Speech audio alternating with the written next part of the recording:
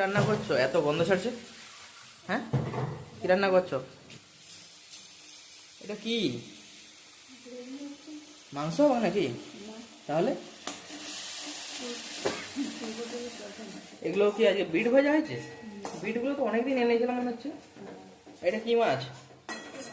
হ্যাঁ, আচ্ছা, ভেটকিটা এখনো আছে? আর এটা সব আলু ফুলকপিগুলো কি করে রেখেছো? ভাজা। এটাতে দেবে? বাহ, এটা তাহলে এটার নামটা কি রান্নাটার? এই রেসিপিটার নাম কি? এমনি মানেটা কি? কোনো কিছু এমনি হয়? হ্যাঁ,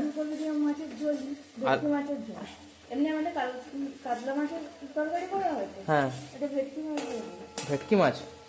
ভেটকি মাছের ঝোল, আলু ফুলকপিগুলো ভাজা হয়েছে আর ভেটকি মাছটাকেও ভাজা ভাজা হয়েছে, দিয়ে এই গ্রেভি হয়ে